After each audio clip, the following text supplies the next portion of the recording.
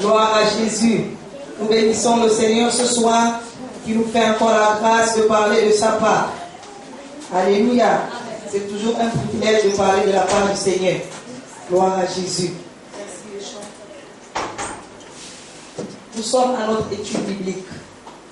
Amen. Et le thème, c'est la maturité. Ça n'a pas changé. C'est le même thème.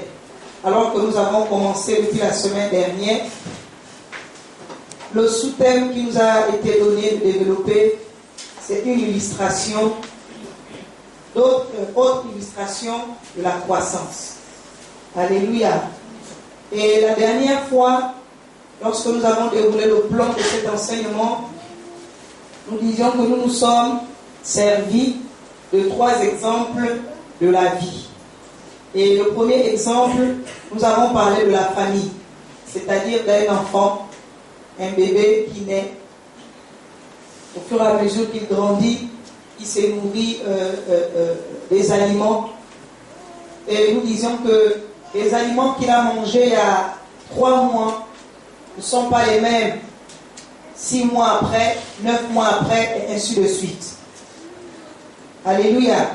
Et l'objectif par rapport à ce premier exemple, c'était de montrer comment est-ce qu'un chrétien part de la phase du nouveau-né, c'est-à-dire du bébé, à la phase d'un adulte dans la foi.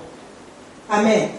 Et l'exemple comme type que nous avons pris, c'était Nicodème, dans l'évangile de Jean, chapitre 3, le verset 3, où Nicodème va dire à Jésus, est-ce que faut que je rentre encore dans le sein de ma mère pour renaître de nouveau, alors que je suis déjà costaud, grand, j'ai la barbe, j'ai les muscles.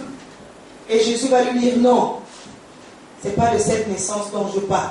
Si un homme ne naît de nouveau, il ne peut voir le royaume des cieux. Alléluia. Donc en tant que chrétien, la première étape de bébé, la première étape de naissance, c'est de naître en tant qu'enfant. Nous naissons bébés, nous naissons immatures. Mais l'objectif de Dieu, ce n'est pas que nous puissions demeurer dans cette phase de maturité, mais que nous puissions croître, que nous puissions grandir. Et nous avons dit, comme un bébé se nourrit des aliments, le chrétien se nourrit de la parole de Dieu pour grandir. C'est cette parole qui lui permet de grandir, de croître jusqu'à la maturité. Alléluia. Et nous avons dit que, en tant que chrétien, notre modèle type, c'est Jésus. Jésus, l'homme parfait, Jésus qui a accompli parfaitement sa mission sur la terre. Il est notre modèle de maturité. Et donc, tout ce que nous faisons, nous le faisons à l'exemple de Jésus. Amen. Ça, c'est pour le premier exemple que nous avons pris concernant le bébé. Et le deuxième exemple que nous avons pris, nous avons parlé du champ. La particularité du champ, c'est qu'il doit être labouré, il doit être nettoyé, on doit planter, on doit cultiver, on doit arroser pour enfin obtenir des fruits, sinon de la semence.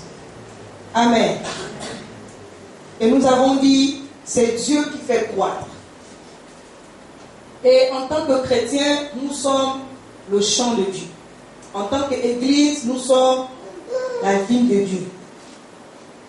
La parole est jetée dans le champ. L'objectif, c'est qu'elle ne meure pas, mais qu'elle pousse, qu'elle produise du fruit. Un fruit bon à manger.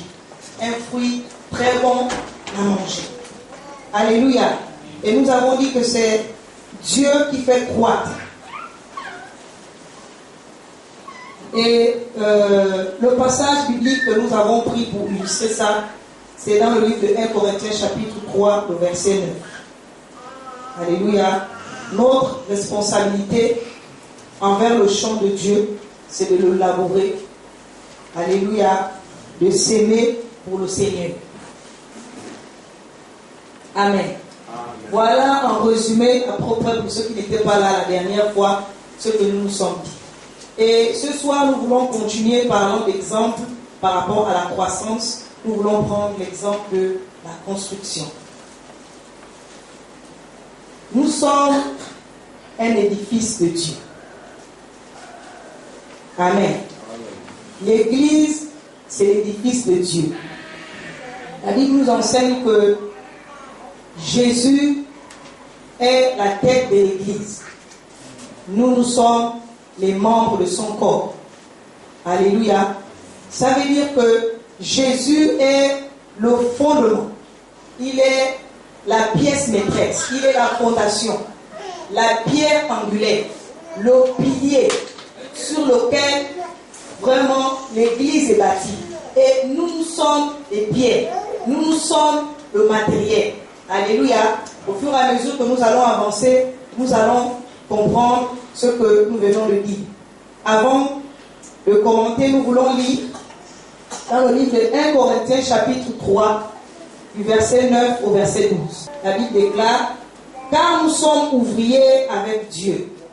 Vous êtes le champ de Dieu, l'édifice de Dieu. Selon la grâce de Dieu qui m'a été donnée, j'ai posé le fondement comme un sage architecte, et un autre bâtit dessus. Mais que chacun prenne garde à la manière dont il bâtit dessus. Car personne ne peut poser un autre fondement que celui qui a été posé, savoir Christ. Le verset 12, la Bible déclare: or, si quelqu'un bâtit sur le fondement avec de l'or, de l'argent, des pierres précieuses, du bois, du foin, du chaume, l'œuvre de chacun sera manifeste. Alléluia. C'est l'apôtre Paul qui parle. J'ai envie que l'on retienne 3 étapes dans ces différents versets. La première étape, c'est l'édifice de Dieu. Nous sommes l'édifice de Dieu. La deuxième étape, le fondement de l'édifice de Dieu. La Bible nous dit ici que c'est Jésus qui est le fondement. Alléluia. C'est Jésus qui est la fondation. C'est sur Jésus que nous devons bâtir nos vies.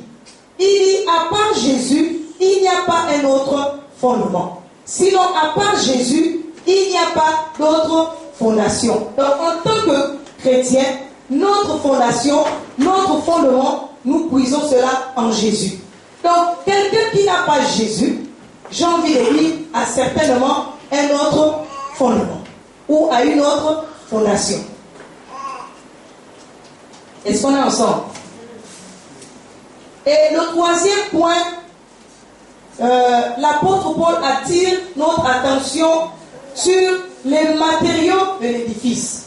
Il attire notre attention vraiment les différents matériaux qui doivent être utilisés pour construire cet édifice. Il nous parle ici de l'or, il nous parle ici de l'argent, il nous parle ici des pierres précieuses, du bois, du foin et du chaume. Nous avons tous l'habitude d'admirer de belles maisons. N'est-ce pas? Surtout ces belles maisons-là dans les nouvelles constructions où tout est carrelé, vraiment c'est en marbre, c'est tellement joli, c'est chouette, c'est beau à voir, ça saute aux yeux. Lorsque nous regardons le matériel qui a été utilisé pour construire, sinon pour bâtir cette œuvre, c'est un matériel de qualité. C'est un matériel fiable. C'est un matériel solide. Alléluia. Sur le deuxième diapo, nous avons dit Jésus est le fondement sur lequel repose l'édifice. Les 6 matériaux dont il est question dans ce passage, c'est l'or, c'est l'argent, ainsi de suite. Nous constatons que c'est un matériel de qualité.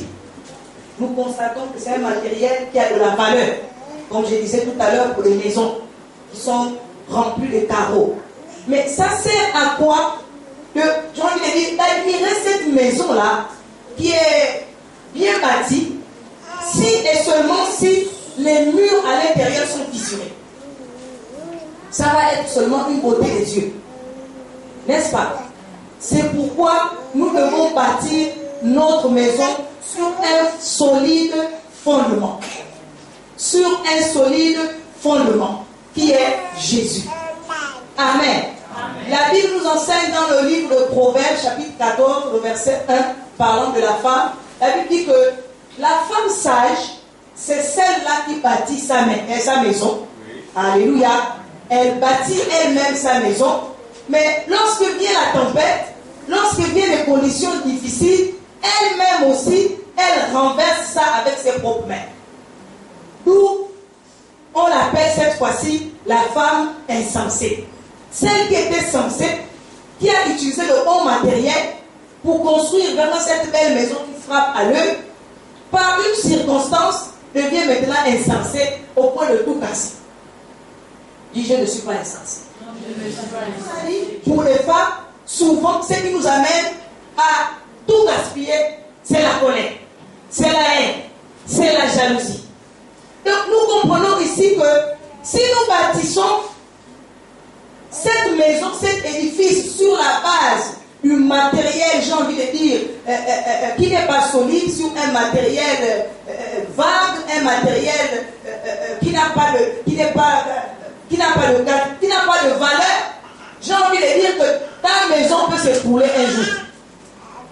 Parce que le matériel que tu as utilisé n'est pas solide. Est-ce qu'on est ensemble? Nous continuons, nous allons comprendre ça tout à l'heure. L'objectif ici que nous voulons faire comprendre dans cet édifice, dans le fondement et la construction, c'est d'expliquer à chacun la libre volonté dans le choix des matériaux qu'il utilise pour la construction de l'édifice de Dieu. Alléluia.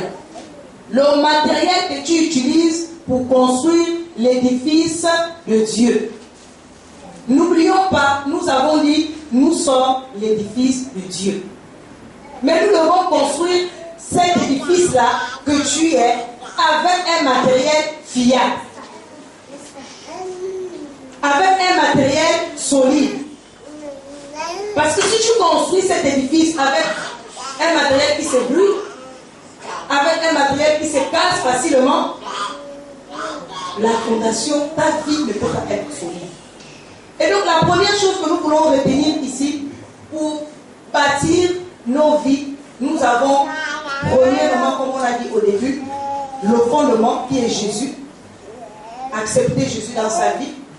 Nous avons la parole de Dieu qui nous sert de nourriture, alléluia, qui nous sort d'aliments, que nous mangeons tous les jours, pour nous amener à grandir. Donc, nous pouvons tout de suite comprendre ici que ce que Dieu nous communique par sa parole, alléluia, c'est le matériel dont nous devons utiliser pour construire cet édifice. Est-ce qu'on est ensemble? Nous continuons. 1 Corinthiens chapitre 3, du verset 13 au verset 17. Donc tout juste après au verset 12, là où nous sommes arrêtés. La Bible déclare: car le jour la fera connaître, parce qu'elle se révélera dans le feu, et le feu éprouvera ce que l'œuvre de chacun. Amen. Au verset 14, la Bible déclare: si l'œuvre bâtie par quelqu'un sur le fondement subsiste, il recevra une récompense. Si l'œuvre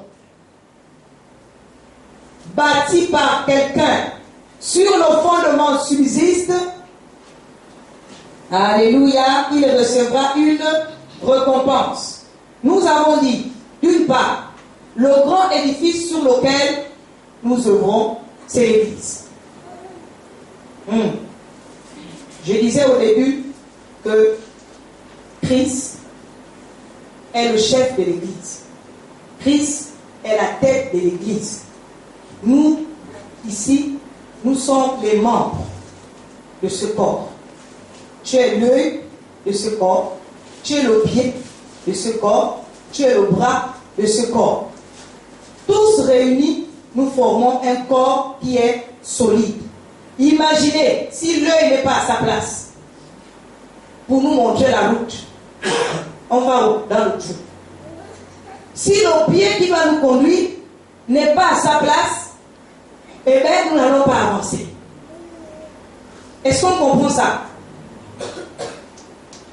Donc nous sommes tous ici, chacun pour sa part, j'ai envie de dire une pièce maîtresse pour construire l'édifice, parlant de l'église. Donc ça veut dire que si tu n'es pas à ton poste, entre guillemets, l'église est handicapée. Parce que l'œil qui est censé nous montrer le chemin n'est pas à son poste. Parce que le pied qui est censé nous conduire n'est pas là, on ne peut pas bouger, on va stagner. D'où les 5 ministères sont très importants dans une église. Je pensais que tu allais me donner un bon amen. Amen. La première fois, je disais ici, une de mes filles m'a dit que pasteur, pardon, c'est l'enseignement. Je disais vraiment que le Seigneur nous envoie les ouvriers.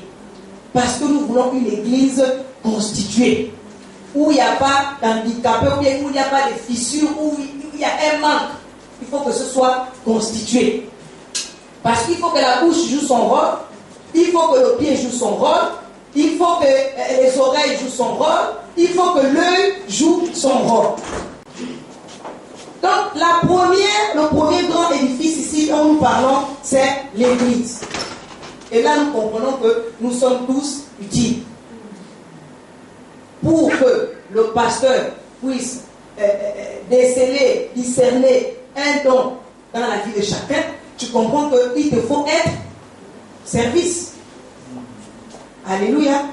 Il te faut être au service. D'où nous sommes tous appelés à servir le Seigneur. Ne soyons pas comme ceux-là, comme celui-là à qui on a donné le talent, il est allé cacher ça pour accuser Jésus après. Que toi tu viens seulement s'aimer, plutôt moissonner là où tu n'as pas vraiment s'aimé, et tu viens récolter là où tu n'as pas vraiment. J'ai eu peur, je suis allé cacher. Non, les talents, c'est pas pour que ce soit caché. C'est pour que ce soit mis au bénéfice de tout le monde, pour que nous puissions voir, de telle sorte que l'Église bénéficie, de telle sorte que celui-là, qui est la tête, puisse vraiment être solide. Sinon, on est handicapé. Parce qu'il nous manque un membre. C'était une parenthèse que je voulais ouvrir, je referme aussitôt. Alléluia. Dieu évaluera la quantité de vie et de travail de chacun dans l'Église. Je veux revenir ici, dans le verset 14, où il dit: si l'œuvre bâtie par quelqu'un sur le fondement subsiste, il recevra une récompense. Si toi, en tant que Pierre, tu contribues à la construction de l'édifice, pour prendre le premier exemple qui est l'église, tu recevras une récompense. Bon, imaginez maintenant l'inverse de ça. Alléluia. Alléluia. Amen. Nous voulons continuer pour dire, ça c'était pour le premier exemple parlant de l'église en tant qu'édifice. D'autre part, notre corps est comme un temple. Alléluia. Le temple de Dieu doit être saint parce que Dieu est saint. L'apôtre Paul ici compare notre corps à un temple de Dieu. Nous sommes le temple de Dieu. Nous sommes le temple du Saint-Esprit. Et nous savons tous que Dieu est saint. Et il a dit qu'il faut que ceux qui l'adorent soient aussi saints. Que celui qui prend pour fondation Jésus-Christ ne verra pas sa maison, son ouvrage, sa vue détruite. Celui qui prend Jésus-Christ pour fondation, pour fondement. Celui qui a accepté Jésus dans sa vie comme maître et qui marche selon la volonté de Dieu, selon le plan de Dieu, selon les préceptes de Dieu, prescrits dans sa parole. On dit ici que son ouvrage, qui est sa vie, ne sera pas détruite. L'apôtre Paul dit, vous êtes une maison que Dieu construit. C'est pourquoi il dit, nous sommes le temple de Dieu. Nous sommes en construction. Dieu nous construit tous les jours sur la base de sa parole. Pourquoi faire? Pour nous amener quelque part. Pour nous parfaire. D'où nous partons de l'étape de bébé pour arriver quelque part. À un stade où il a dit d'homme fait. Comme un bon architecte, je posais la première fondation. Alléluia. Jésus a posé la première fondation. Parce que c'est Jésus que tu as accepté dans ta vie. Quand tu as accepté Jésus dans ta vie, est-ce qu'il faille que tu t'asseyes et puis c'est fini? Non. Pas du tout. Il y a un travail à faire.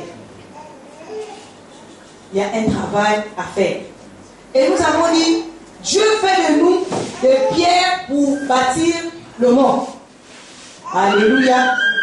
Dieu fait de nous des pierres pour bâtir le monde. Il a dit, allez et faites de toutes les nations des disciples. Donc, quand tu acceptes Jésus dans ta vie, l'objectif, ce n'est pas que tu viens seulement t'asseoir le mercredi, le vendredi ou le dimanche. Il fait de toi un disciple pour que tu ailles chercher ceux-là aussi, qu'ils viennent écouter ou bien qu'ils bâtissent leur vie sur le fondement qui est Jésus. Parce qu'on nous a dit ici que si tu ne bâtis pas sur le fondement qui est Jésus, je disais au début que certainement tu as une autre fondation ou alors tu as un autre fondement. Alors si ce n'est pas Jésus, imaginez qui c'est. Je n'ai pas envie de donner son nom. Nous continuons pour dire le temple de Dieu, c'est l'amour. Le temple de Dieu, c'est l'amour. Raison pour laquelle, dans les commandements qu'il nous a donnés, le premier commandement qu'il a déclaré, qu'il a prononcé, alors là, il n'a même pas demandé ton choix, il a imposé. Aime ton prochain comme toi-même. Parce que la nature humaine a horreur d'aimer son prochain. Et tout ce que nous faisons, nous le faisons par amour. Tu ne peux pas faire quelque chose si tu n'aimes pas auparavant. Sinon, c'est une fissure. Sinon, c'est une fissure. Et nous avons dit, Jésus est amour. Jésus étant amour, trois principes rentrent en jeu. Il dit, Jésus a aimé ses épreuves et il les a acceptées. Jésus a aimé ses épreuves et il les a acceptées. Nous avons été enseignés ici dimanche sur l'épreuve. L'homme de Dieu disait que l'épreuve, ce n'est pas pour nous tuer, c'est pour nous construire. Alléluia. Construire cet édifice. Bâtir cet édifice. C'est pourquoi dans le livre de 1 Pierre, il compare notre foi comme à vraiment l'or qui doit être éprouvé par le feu. Et il a dit la dernière fois que ce qui donne la valeur à l'or, c'est le feu. S'il n'est pas passé par le feu, tu ne peux pas voir la beauté de l'or. Le feu fait mal. Le feu brûle. N'est-ce pas? Le feu fait mal. Une des corrections qu'il faut faire à un enfant, vraiment, s'il a déjà touché le feu une seule fois, mettez-le encore à côté du feu. Vous allez voir, il va chercher la porte de sortie. Il va chercher la porte de sortie. Parce que le feu est peur. Le feu brûle. L'épreuve ici, c'est pour nous construire. C'est quand tu as compris la douleur que tu rectifies le tir. Pour ne plus repartir dans les mêmes choses. Le but de l'épreuve ici, ce n'est pas pour que tu restes là. Non, c'est pour que tu sortes. Et que tu continues la marche vers la perfection. Alléluia. Amen. Le modèle de la maturité, n'oublions pas, c'est Jésus. Sur la croix, Jésus a regardé à gauche, Jésus a regardé à droite. Il a dit, Seigneur, pas ma volonté, mais ta volonté. La souffrance, il a dit, fais comme tu veux. L'épreuve ici, c'est pour nous corriger.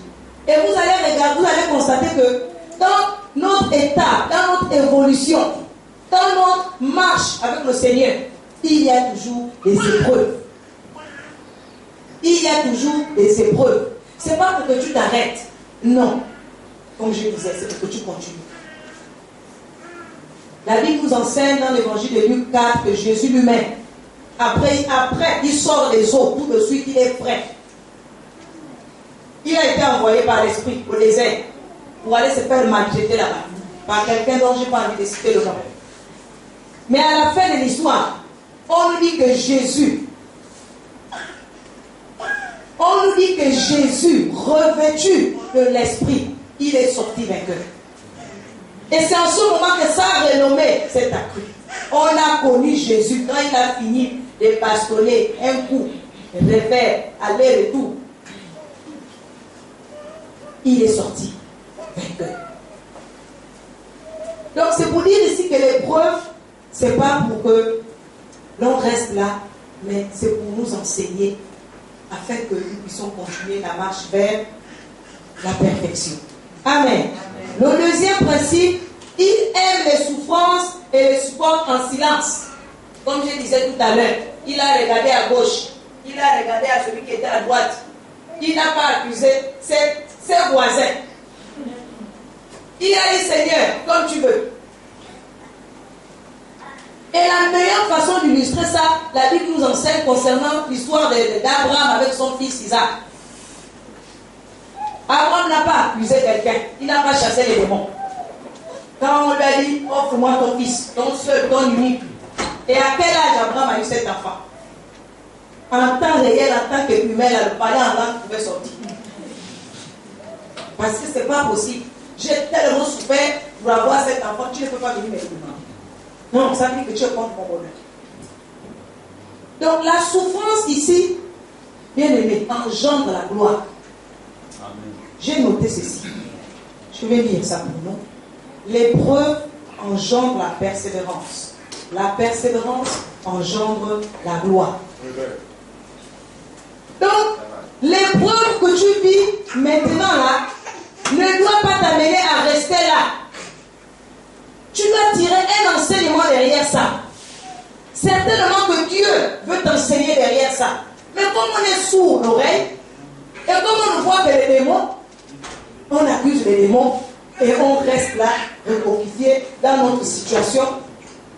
Et après, on n'évolue pas.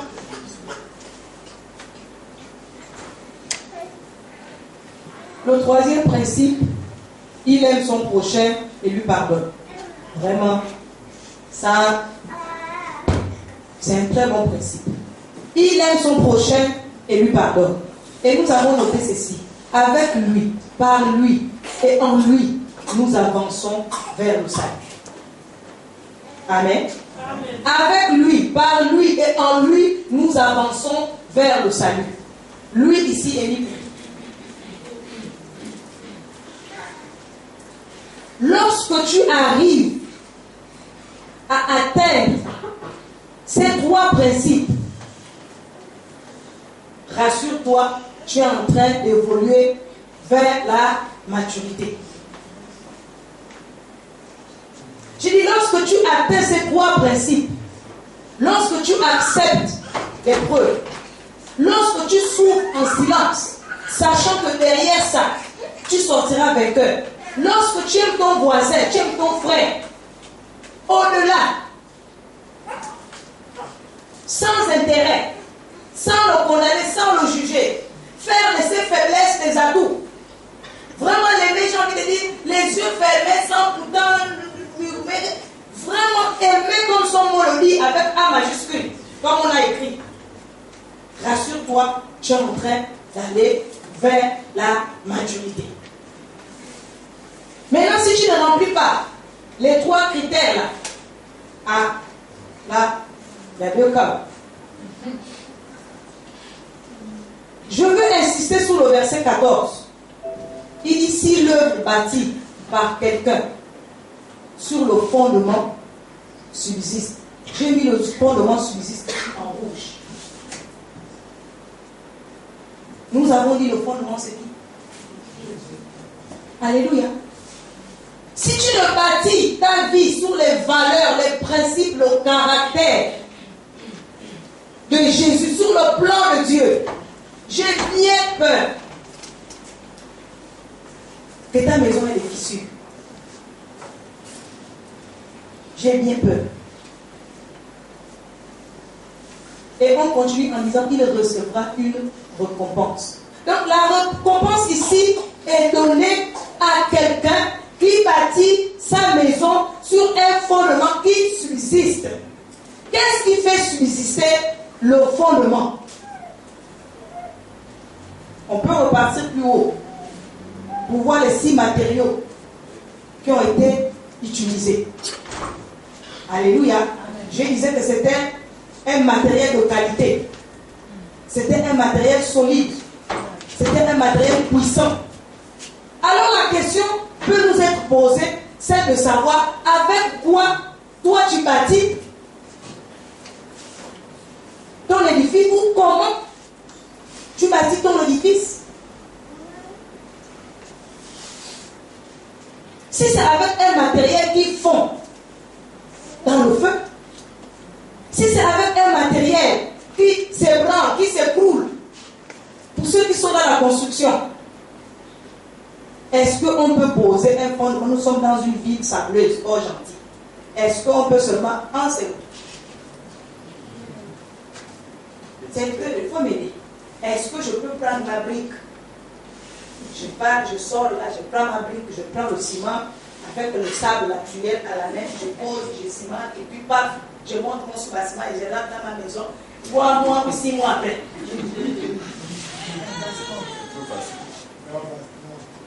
Non, n'est-ce pas? Quelle est la première opération que je dois faire? Alléluia. Vous pensez que creuser un puits, c'est une opération facile? Il me faut creuser. Il me faut creuser. Donc, pour mettre entre guillemets la vie chrétienne, comme on le dit souvent, elle n'est pas facile, mais elle est bonne. Quand tu connais les principes de Dieu. Quand tu appliques les principes de Dieu. Parce que ce qui rend la vie chrétienne difficile, c'est quoi? Effectivement, c'est l'épreuve. C'est la souffrance. Dans la souffrance, nous pensons que Dieu nous a abandonnés. Dans l'épreuve, nous pensons que Dieu n'est plus là. Mais nous oublions que la Bible dit qu'aucune épreuve n'était donnée sans que Dieu n'ait donné la capacité, la force de t'en sortir. Amen. Dieu n'éprouve personne. Plutôt Dieu ne tente personne. Dieu éprouve. C'est Satan qui tente. Amen. Donc nous devons analyser souvent les épreuves de nos vies. Forcément toi-même, tu as un travail à faire dans cette épreuve. Il y a un enseignement à tirer dans cette épreuve pour sortir de là. Sinon, Dieu n'est pas. Dieu ne peut pas vraiment permettre que tu restes là à perpétuité. C'est pas possible. Si tu restes là à perpétuité, il te faut poser beaucoup de questions. Donc tu as même la réponse. Donc tu as même la réponse. Tu sais que c'est un état de péché, mais tu te reconfies dans ça. Tu es content. Tu dis ce n'est qu'un petit péché. Plus haut, nous avons vu ici que nous sommes le temple de Dieu. La Bible dit que nous sommes le temple du Saint-Esprit. On a dit que le Saint-Esprit, vraiment, le temple de Dieu est saint. Est-ce que vous pouvez accepter de voir la saleté dans votre maison? Les mamans, tu arrives du boulot, tu as fini de travailler avant de partir, tu t'es tapé ton salon bien joli, tu as nettoyé les carreaux bien. Tu arrives, la saleté commence devant la porte. Quelle est ton attitude? Oh, le feu. Est-ce que la nature ne nous enseigne-t-elle pas? La saleté partout. Imaginez l'attitude de Dieu. La maison qu'il veut voir vraiment sainte, le temple qui est saint, est devenu sale par les actes que nous posons, par ce que nous faisons. Le temple de Dieu, les aiguilles partout. Le temple de Dieu, les épingles de l'âme partout. J'ouvre une parenthèse. Les jeunes filles qui aiment les tatouages. On n'a aucune explication sur les tatouages, mais on met des choses sur nos corps. Vraiment. Donc toi, tu n'as pas d'explication. Les piercings à gauche, les piercings à droite. Quand tu mets le piercing là, c'est quoi l'explication du piercing?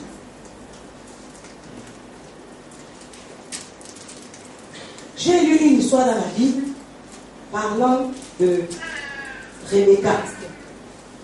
La Bible dit que le serviteur d'Abraham a mis l'anneau sur le nez à Rebecca.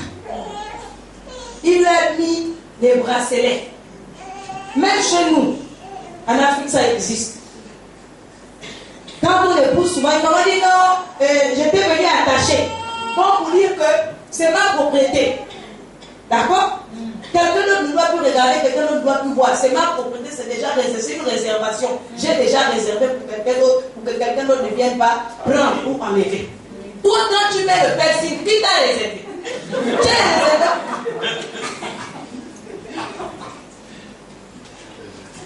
Tu es réservé pour qui?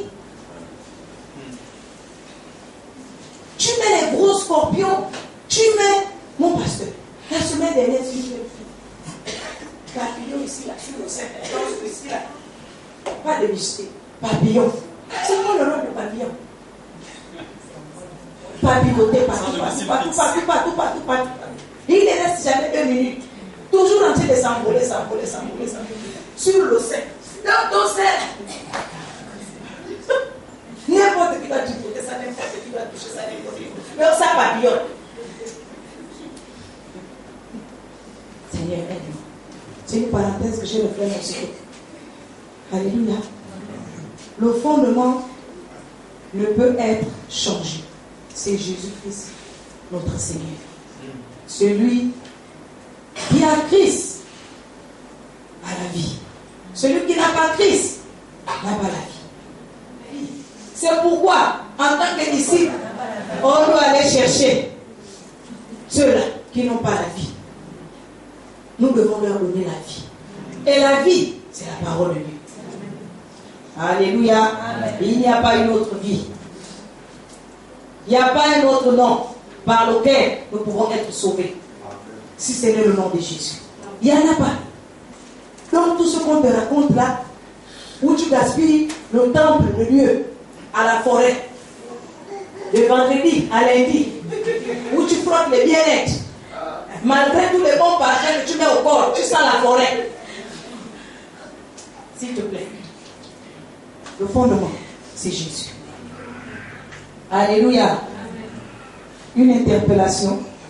Chrétien, quelles doivent être mes habitudes, mes paroles, mes attitudes et ma personnalité? Quelles doivent être mes habitudes, mes paroles, mes attitudes et ma personnalité? sachant que Christ est le fondement. Ce n'est plus moi qui vis en tant que chrétien, c'est Christ qui vit en moi. Alors si c'est Christ qui vit en moi, je dois avoir les valeurs qu'avec Christ. Je parle comme Christ, je marche comme Christ, je comprends comme Christ, je vois comme Christ. L'édifice de ma vie sera beau et durable, si et seulement si je bâtis selon les directives, selon les commandements, selon les ordres précis dans la parole de Dieu. On est ensemble. Si je néglige le plan de Dieu, et si je choisis des matériaux qui ne lui plaisent pas, le bois, l'herbe ou la paille, mon édifice ne servira, même mon édifice ne survivra pas. Et je ne deviendrai jamais un chrétien mature. La paille, ça brûle le feu. Le copeau, ça brûle le feu. Il te faut prendre le bois dur. Ministre, quel est le bois le plus dur? Papa de Tio, il y a un autre dessus. Pour faire les métaux. Donc ça veut dire que nous avons le choix du matériel que nous utilisons pour bâtir l'édifice que nous sommes nous-mêmes. Nos vies. Tu bâtis ta vie avec quoi? On m'a dit. J'ai vu, l'autre a fait. Moi aussi je dois faire. Le choix du matériel, c'est le nid. Parce que si tu utilises la paille, ça va brûler au feu. Si tu mets l'herbe, nous sommes en saison sèche, ça brûle partout là, tu es fort de l'eau là. Ça brûle. Parce que l'herbe a déjà séché. Dès que tu mets le feu, tout est parti. Ça ne résiste pas dans le feu. Raison pour laquelle il te faut utiliser le bon matériel qui est l'or. Précieux. Des pierres précieuses. L'or vient donner la forme. Ça ne déforme pas. Ça ne brûle pas. Le feu, il donne la forme. Maintenant, un autre feu qui ne peut pas donner la forme, il va te brûler. Comme l'herbe et la paille. Alléluia. Alléluia. On a compris au moins quelque chose. On a compris au moins quelque chose.